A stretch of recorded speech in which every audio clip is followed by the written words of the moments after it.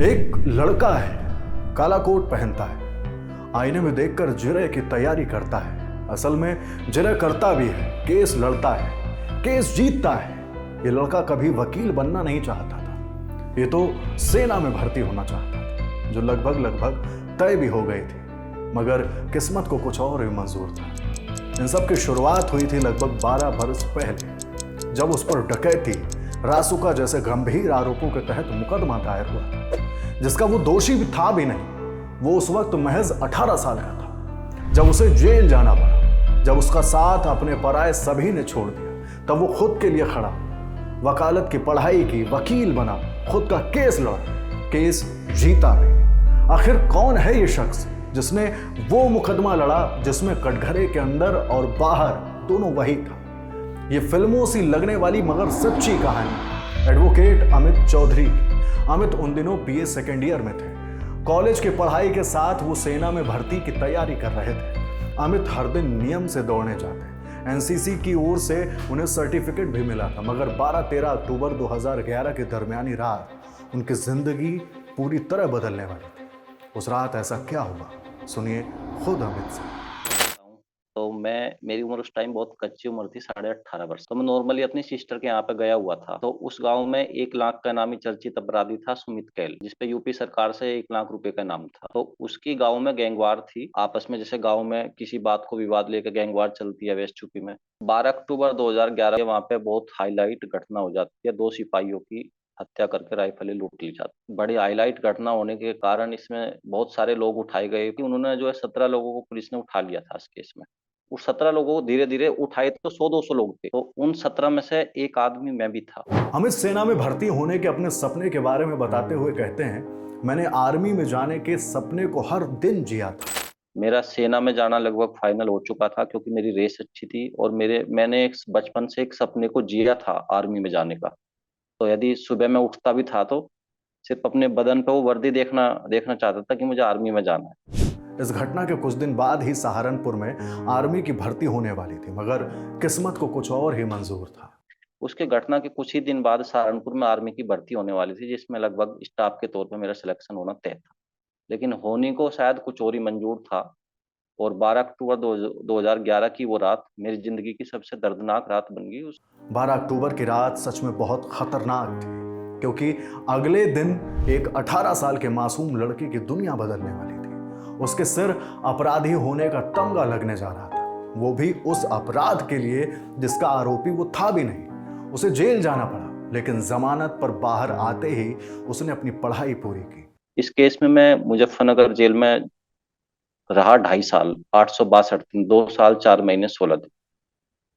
वहाँ उस टाइम में बीए सेकेंड ईयर का छात्र था। बीए फर्स्ट ईयर मेरी हो चुकी थी, सेकेंड ईयर भी मेरी हो चुकी थी। 12, 13, 14 का जो गैप रहा वो जेल में, 2015 में मैं ग्रेजुएशन कंप्लीट की, क्योंकि स्नातक की डिग्री करने के लिए 3 साल की डिग्री 6 साल में आप कंप्लीट कर सकते हो। तो जैसे ही मैं पहले पढ़ रहा था, इस घटना के बाद भी मैं नियमित रूप से जैसे जेल से आया 2020 तक रेगुलर स्टूडेंट रहा हूँ अपनी पढ़ाई में। जेल से जमानत तो मिल गई थी, मगर समाज के ठेकेदारों ने अमित को अभी बरी नहीं किया था। अमित अपने घर वापस नहीं जा सकते थे। बेटा जेल होकर आया था, माता पिता समाज के ताने झेल रहे थे। अमित का घर द्वार सब छूट गया, रोजगार था नहीं। आखिर बीए सेकेंड ईयर के छात्र को कौन नौकरी देता? इन दिनों भगवान बनकर आए बार के नेता अजय चौधरी और वंदना। अमित को 3,000 की नौकरी मिली। खाने की कोई पुख्ता व्यवस्था थी ही नहीं। खाने के लिए अखबार में इश्तिहार छानते कि कहीं धार्मिक आयोजन हो रहा हो तो खाना मिल जाए। जब आया तो मुझे समाज हीन भावना से देखता था कि आदमी जेल गया। गुड़गांव में अजय चौधरी जो पंजाब एंड हरियाणा के सेक्रेटरी भी है, 3 बार बार के अध्यक्ष रहे हैं गुड़गांव के, उनके पास और उनसे मिला हुआ चैम्बर वंदना मैडम का है। उन दोनों के पास अचानक से पहुंचता हूँ कि साहब आप मुझे अपने पास रख लोगे अनजान शहर में? कह रहे कि हम तो आपको जानते भी नहीं, हम आपको कैसे रखेंगे। मैंने कहा साहब आप रख लो। तब तक मैंने उन्हें अपना केस नहीं बताया था। अरे कितने पैसे लोगे तुम? मैंने कहा साहब आप जो आप दे दोगे वही मैं रख लूंगा। उन्होंने मुझे 3,000 रुपये प्रति माह की वो दिए, लेकिन मेरा काम नहीं चलता था। कुछ गुड़गांव में इधर वेस्ट यूपी के लोग नौकरी करते थे, उनके साथ रूम शेयर किया। मैं पैदल पैदल जाता था 4 किलोमीटर, और 2 टाइम खाना नहीं मिलता था, शाम की रोटी मिलती थी। 6 महीने तक लगभग ऐसे ही करा। जब एडवोकेट वंदना ओबराय मैडम ये कहती थी जाओ बेटा तुम लंच कर जाओ, तो मैं गुड़गांव कोर्ट का चक्कर लगाता था, पानी पी के आ जाता था। अखबार में मैं ये देखता था कि मुझे शाम का खाना या दोपहर का खाना कहाँ मिलेगा पेट भरने, कहाँ धार्मिक आयोजन है। मैं सड़क पे लाइन में लग के खाना खाता था। एक साल के संघर्ष के बाद अमित ने मेरठ आने का फैसला किया। अब तक के संघर्ष और समाज के तानों के बाद अमित ने वकालत की पढ़ाई करने की ठानी। 2015 से 2018 के बीच मेरठ के चौधरी चरण सिंह विश्वविद्यालय से एलएलबी की पढ़ाई की। इस दौरान अमित बहुत अकेले थे, मगर वो कहते हैं ना, जब आप अच्छे होते हैं तो आपको अच्छे लोग मिल ही जाते हैं। तो या कोई आसपास पारिवारिक माहौल मिलता था तो मुझे उनसे इतना लगाव हो जाता था कि जैसे वो मेरे परिवार हो। इस बीच में मुझे कुछ लोग ऐसे मिले जिन्होंने मुझे गले लगाया, अपना बेटा समझा, आर्थिक रूप से, मानसिक रूप से मेरा बहुत ज्यादा सपोर्ट किया।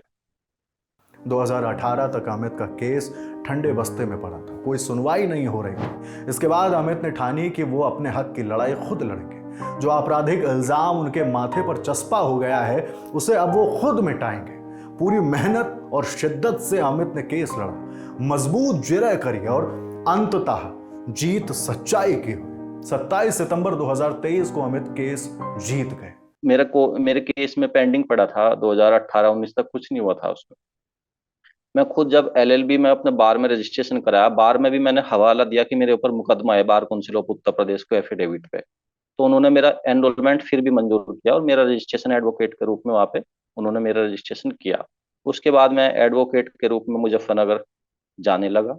और मैं, अगर मेरे वकील साहब भी थे वहाँ सहयोगी के तौर पर, लेकिन मैं अपनी बात खुद भी रख देता था माननीय न्यायालय के सामने। बहुत सी बार तो ऐसा भी हुआ कि जो उस केस में गवाह आते थे वे मेरे से ये पूछते थे कि वकील साहब आप किसकी तरफ से हो। तो बाद में माननीय न्यायालय का फैसला आया और मुझे इसमें केस में बाइज्जत बरी की। अमित केस तो जीत गए थे, मगर इस जीत में कई कैलेंडर बदल गए थे। जब ये सब शुरू हुआ था तब अमित 18 बरस के थे और अब वो 30 के हो गए हैं। हर किसी के भविष्य को संवारने के लिए जिंदगी के 18 से 30 साल तक का दौर सबसे अहम होता है, मगर अमित के ये साल अपने दामन पर लगे दागों को धोने में निकल गए। ये संघर्ष सिर्फ अमित का नहीं था। इन संघर्षों के प्रत्यक्ष नहीं पर अप्रत्यक्ष तौर पर अमित के माता पिता हमेशा साथ थे। शायद यही दो शख्स होते हैं जो हमारा साथ कभी नहीं छोड़ते। अमित के माता पिता ने भी उसका साथ नहीं छोड़ा। आपने अक्षय कुमार जी की सैनिक मूवी देखी होगी। घर में वे दो व्यक्ति थे। अब मेरे पिता इसलिए नहीं रोते थे मेरे लिए जब मैं जेल में था कि अमित की मम्मी रोएगी, और मेरी मम्मी इसलिए नहीं रोती थी कि अमित के पापा रोएंगे। रोते दोनों थे। मेरे पिता खेत में बैठकर रोते थे, मेरी मम्मी जब घर अकेली रह जाती थी दोनों रोते। जब आमने सामने आ जाते थे तो कोई सा नहीं रोते थे। तो मेरे माँ तो बहुत बुजुर्ग हो रहे हैं, मेरे माँ बाप ने भी सफर किया इस केस में, इंतजार में। उन्होंने अपना आशीर्वाद हमेशा दिया मुझे। मैं उनकी आंख के आंसू, उनकी बेबसी समझ सकता था। और बस उनका आशीर्वाद ही मैं बहुत बड़ी चीज मानता हूँ कि माँ बाप का आशीर्वाद भी मिल जाए आज के समय में, बहुत बड़ी बात है। 12 बरस के बाद अमित केस जीत गए हैं। कुछ वक्त पहले गांव वापस भी गए थे। उनको और उनके परिवार वालों पर तानों की बारिश करने वालों का नजरिया बदल गया है। अब लोग उनसे अदालती मामलों में सलाह मांगने लगे हैं। अमित अब पीएचडी कर प्रोफेसर बनना चाहते हैं। आशा है कि उनकी मेहनत रंग लाए और वो जल्द ही प्रोफेसर बने। आपको अमित की कहानी कैसी लगी हमें कमेंट सेक्शन में जरूर बताएं। आपके लिए जानकारी इकट्ठा की थी हमारे साथी रजत पांडे ने। देखते रहिए दिल लल्ला टॉक। शुक्रिया।